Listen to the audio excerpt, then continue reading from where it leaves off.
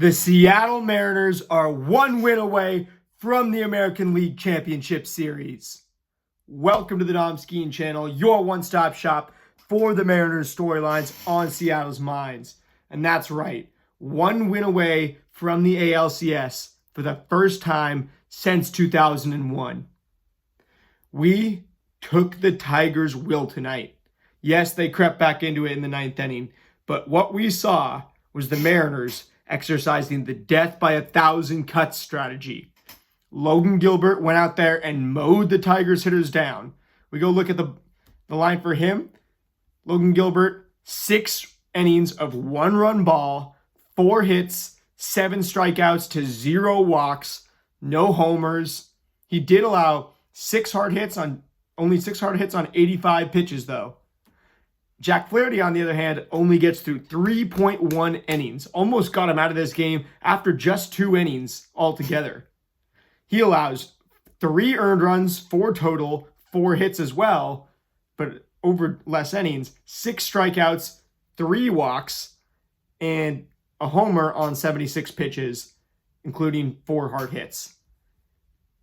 Anyway, when you look at these two pitchers, right, Logan and the broadcast, credit to the broadcast for saying this, his slider might have been the best it's ever been tonight as he goes out and gets 16 swinging strikes on just 85 pitches, 6 swinging strikes on 37 sliders. That is absolutely phenomenal.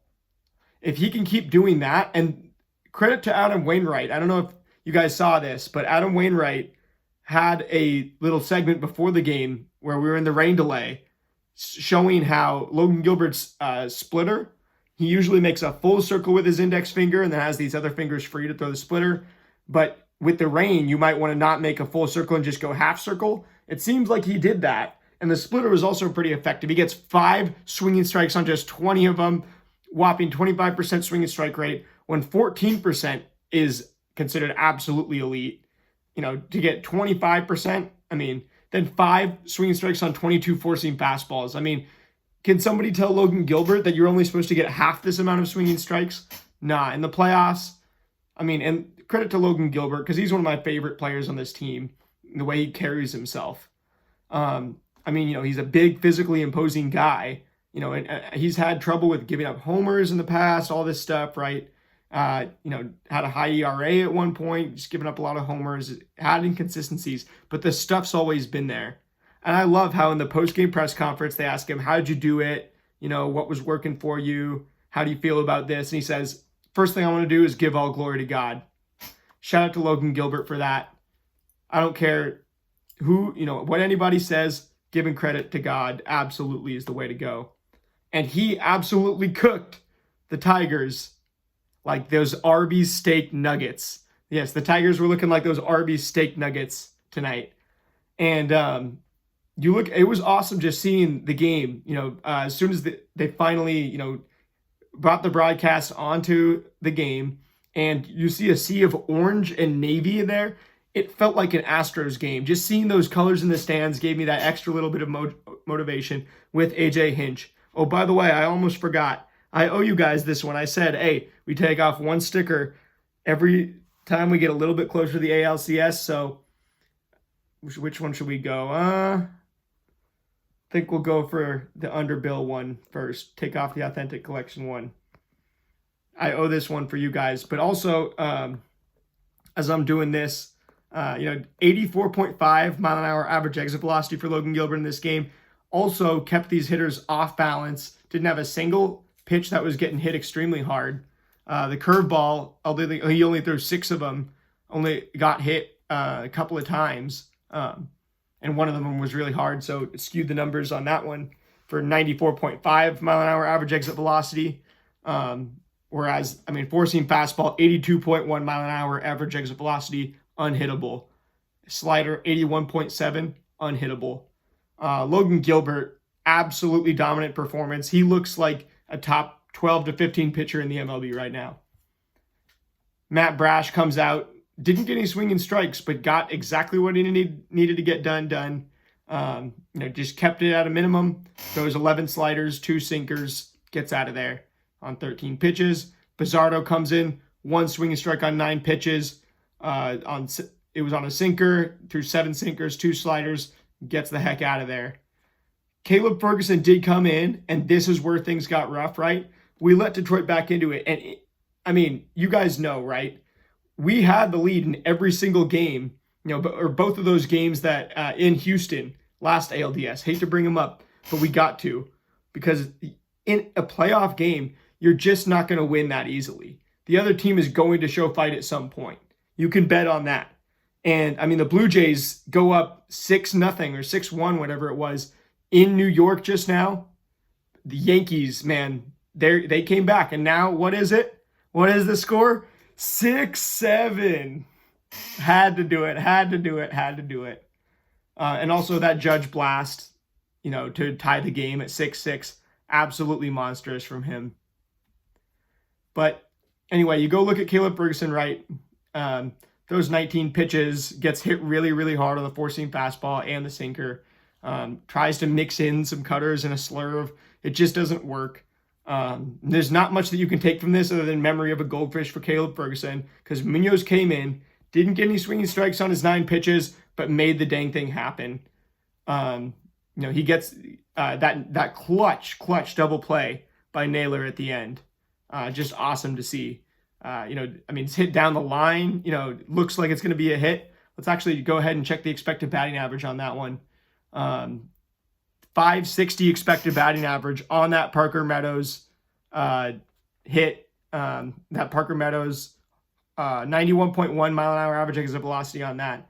But straight to Naylor, take away that 560 XBA and just call it a double play.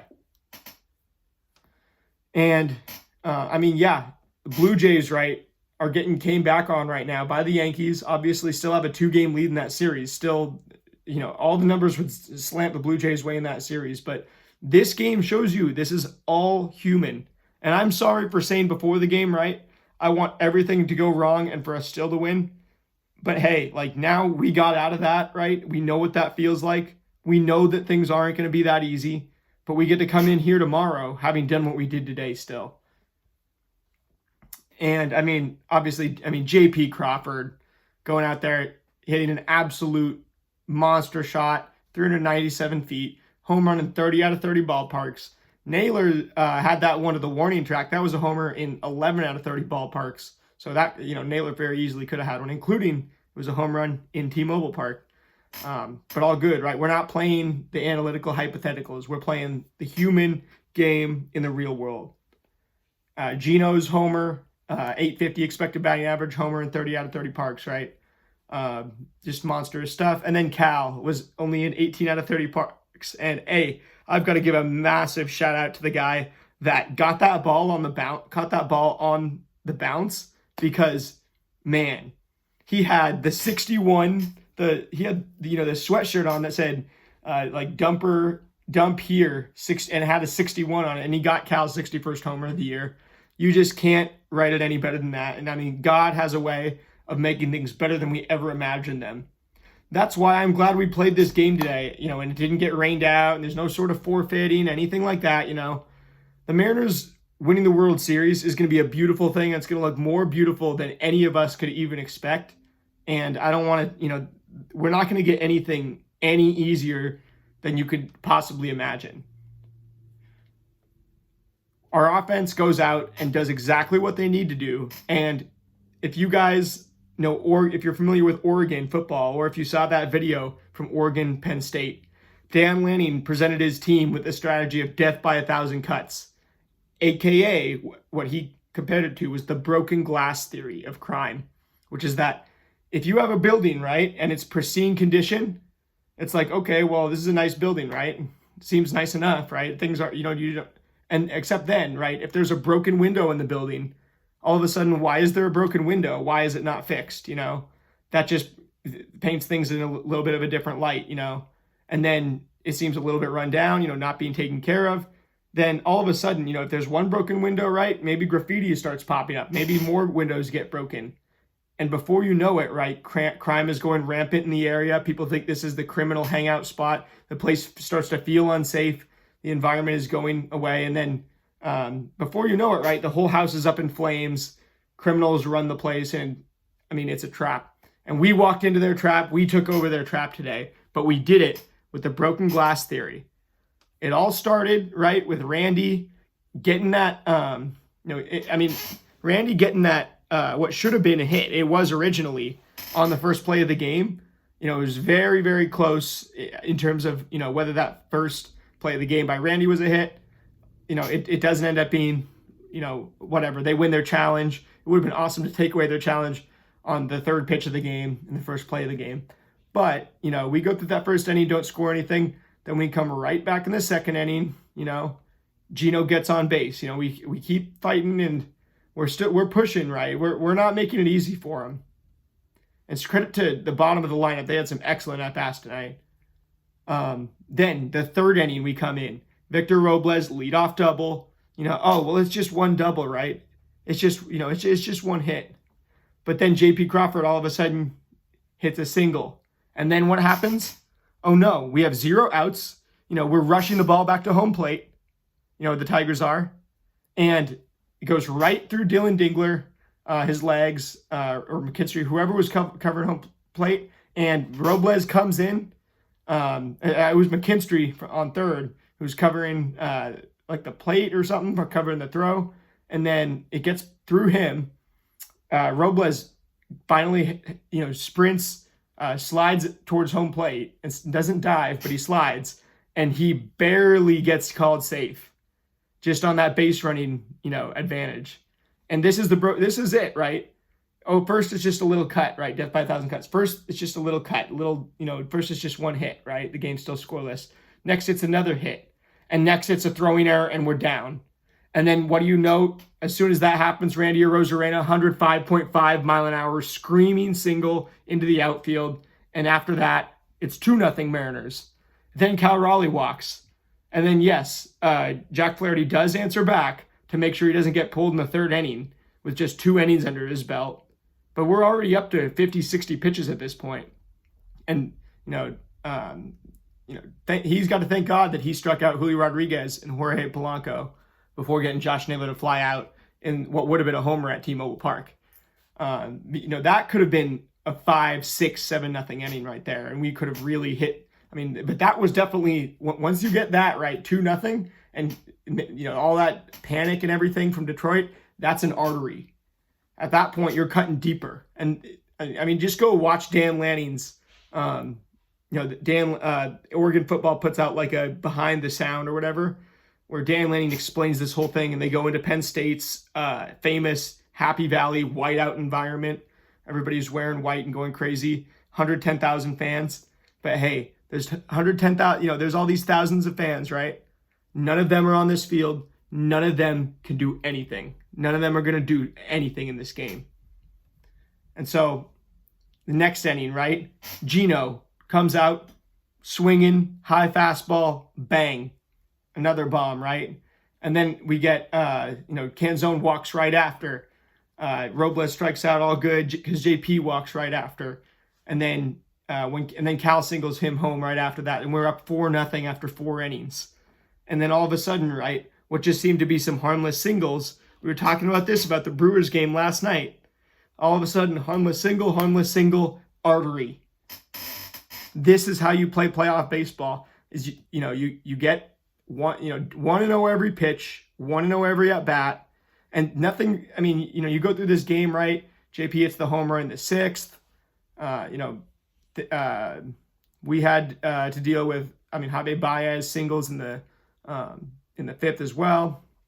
There's some offense going, but Logan Gilbert really mows him down. Gets through the 6th, gets the quality start in the playoffs, which is really hard to do, and really starting to be a rare occurrence in the modern MLB to have a pitcher even go that deep in the playoffs and pitch that well. And to just go look at Jack Flaherty, right? How many swinging strikes did he have? 11 swinging strikes on 76 pitches. Actually not half bad. And a lot of those were on those 2 massive strikeouts to Julio and Polanco. But also early in the game, it was like, okay, his breaking balls are kind of working. He's really working the edges of the zone because no doubt he remembers that start against us in July. at Comerica. That was the beginning of the Tigers skid and the beginning of the Mariners, run. So overall, Flaherty on the underlying numbers doesn't look too bad, but we put him in a tough spot, and we basically just made him pay for every little mistake, which is exactly what you want to see for a guy who has great breaking balls that would have played against the Mariners. But we knew, we had the confidence because of what we did earlier this year against him in this stadium. We came right back in here and we took it right back over. Broke the windows. Everything starts to go haywire. And by the 7th, 8th inning, the seats had completely cleared out. Now they filled back up just a little bit, and you could see the hope coming back just a little bit in that 9th inning for Detroit because they do, score all these runs. But, you look at the way that the Mariners played this game. It was death by 1,000 cuts, the broken glass theory, and it's exactly what Toronto couldn't close it out, and now New York has come back to score, 7, 8 unanswered runs? They're up 8-6 now. It's like, you really, you got a death by 1,000 cuts, and you cannot let them back in. Once you have them, all these different cuts, death by 1,000 cuts, you do have to eventually just stick it in the heart. Once they're down and weak, you got to finish them. And we brought Munoz in, we gave Ferguson a real chance to work through it, which I liked how long Dan left him out there. Dan is a player's coach. He was, a great player on the last great team that we had. So, and the last thing I want, to see is people criticizing Dan Wilson's decisions. If you subscribe to this channel, what you'll get from me, I'm not going to criticize Dan Wilson's decisions as much as I will try to understand why. And going into tomorrow, right, our bullpen is pretty fresh comparatively. You did have to bring Munoz out, but that's fine, right? It is what it is. Our pitching is pretty healthy. We have a lot of arms in that bullpen. It's deep. It's, for the most part, pretty fresh. And you have to like our chances going into tomorrow. I do have tickets to Game 5 in Seattle, but, man, I would love to just get this thing done in Detroit. And also, because I feel like us in Toronto or New York, whoever goes to the ALCS, you get a big boon by taking somebody else's hopes and dreams away. And the Mariners, we've constantly been the ones getting our hopes and dreams taken away, but no more. And when we take the Tigers' hopes and dreams away, right, first of all, get to take it from AJ Hinch and a ravenous fan base in our way that's wearing orange and navy. It reminds us just a little bit of the Astros, right? A really scrappy type of team. But also, right, it's more, the bigger thing is that it's about us, and getting that momentum and just being able to feed off of that, right? You have to be a little bit of a monster. When you have a team, you need a machine in the playoffs, but you also need to just be able to come alive and be a monster that people fear. And the Mariners, if we go out and we put up a bunch of runs tomorrow, even if we have, some rough spots in a game, right? Like I said, and I'm sorry for saying it because it did come through the 9th inning. I want everything to go wrong and us still to win. And everything went wrong, in terms of we had the rain delay, we had the bad 9th inning, and the hiccups from Caleb Ferguson, and we still performed at a level that I don't think anybody could be upset with today. And I think that's pretty much going to do it. Going to be back again tomorrow to talk about the pregame, talk about the postgame. But I thank you guys for sticking with the Dom Skiing channel, your one-stop shop for the Mariners storylines on Seattle's minds. As we go through this playoffs, it's basically the art of war at this point, right? We got to respect our enemies. We can't get too high. We can't get too low. But we also have to be able to get ourselves high and low in the moments that we need to. And I guess that's going to do it, because I could keep going on and on and on, but I do want to watch the end of this Toronto and New York game. Want to get ready for tomorrow. So I will see you guys tomorrow. Go M's.